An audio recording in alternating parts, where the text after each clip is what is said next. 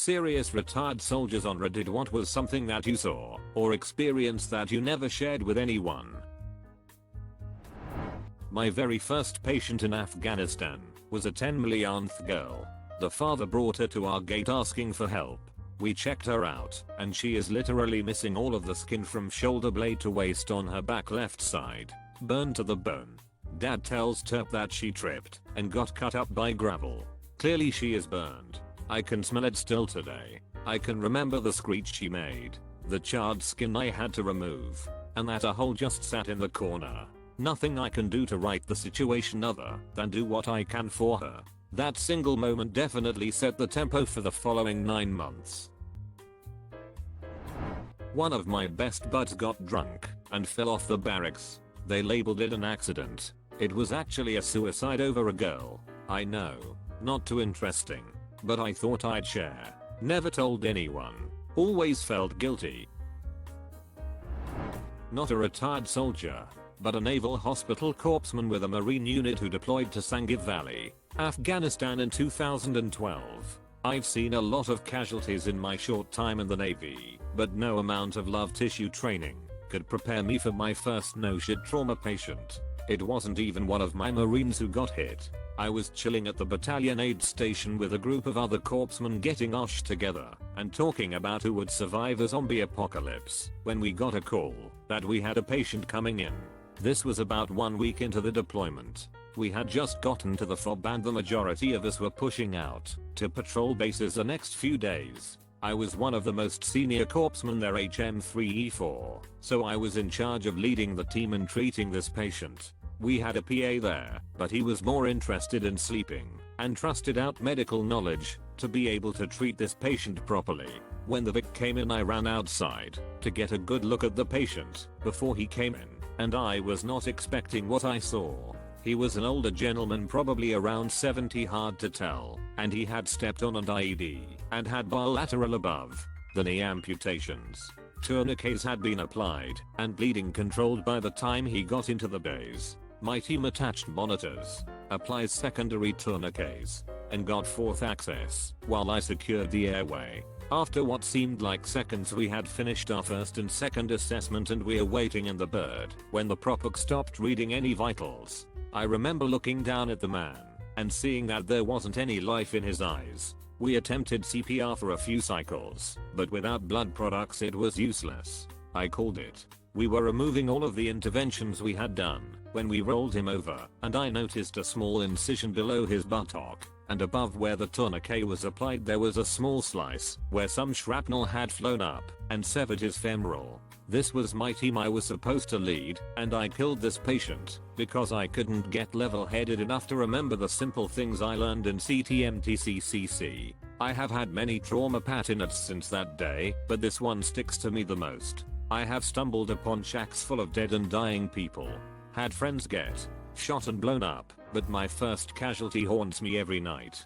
I have since used this particular patient as a learning mechanism, now that I'm a seasoned instructor of TCCC, so that hopefully my students don't make the same mistake.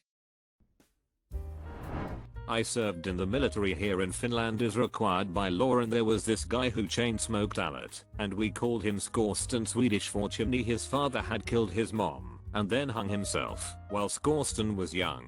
Skorsten was always depressed, but he got along and we were good friends. Then 5 years after we got out, I get a message from an army friend who says that Skorsten had hung himself because his girlfriend had left him for another guy. I've accepted that there was nothing I could have done, but it still haunts me. Sometimes when I go out for a smoke I still remember how he would ask me for a cigarette because he had misplaced his own. So I light a cigarette for him and place it on the side of the ashtray. That's my way to remember him. I lived in a safe house in the Kabul Green Zone a couple of years ago, working on ISAF HQ, but moving throughout Kabul every day. The street from my compound to ISAF was filled with pedestrian traffic and these kids who would try to sell foreigners whatever trinkets they could. I got to know them since I was there every day. I got them clothes for winter, random snacks from the chow hall, and we played Angry Birds together. They spoke with me, brought me scarves I asked for, and little gifts every once in a while. They also kept the other peddlers away. One day a kid 12, 14 years old from elsewhere came to the area with a bomb in his backpack. He intended to kill foreigners moving in the area or target one of the compounds. The local kids noticed him and apparently told him to get lost, and he detonated his bomb. 4 kids were killed along with the bomber and a couple of adults. A dozen or so injured maybe. I knew each one of the kids. Kushi, a little girl who was learning to skate.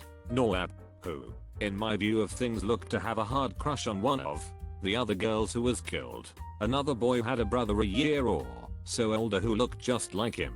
I saw the one killed and saw the other a week later, trying to sell things again. It freaked me out. I was at the site of the bombing not 30 minutes before I felt it while inside ISAF. Seeing the bodies after was a mistake. I didn't need to be there. I walked by the site every day until I left that base. The night of the attack I could still smell blood and the damp smell of wet Kabul dust mixed together. Every day I went by I could see their bodies in my head. I have seen the aftermath of VBIEDs in Iraq where hundreds were killed. But something about knowing those faces so well. Kids that would have done well if not born into such a backwards shthole. I still have nightmares about pointing my weapon at little kids. I terrified to have kids because of it. Brother, this is what haunts me the most. I remember the fear in the eyes of a little girl who came around the corner into the line my .50 was pointed, and her mom coming around after her, and they both froze and just stared at me in terror. I elevated the gun and waved them past and tried to smile to show them it was okay. But I remember that little girl's fear, and I thought of my daughter feeling that way, and it tore me up. Still does. Pointed my weapon at a lot of people, but that girl stays with me. The feeling of not feeling anything after killing someone is crazy. It's not like you're stone cold, no emotion. But think of it as you're a waiter at a restaurant, and you serve your customers. You don't think anything of it when it's happening. You just do and carry on. It doesn't hit you until later and you're like, mother ducker, I just did that.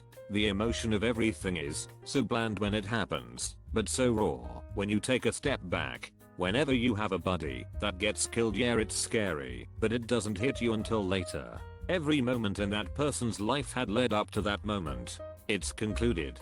Over. Done. Every first kiss. Every Friday night football game. Every person they ever had any contact or relationship with. Everything they ever said. Every plan they ever had, or memory they had created, came to a conclusion in a single moment that ended their entire existence. Too long didn't read. Life is precious. Don't take it for granted.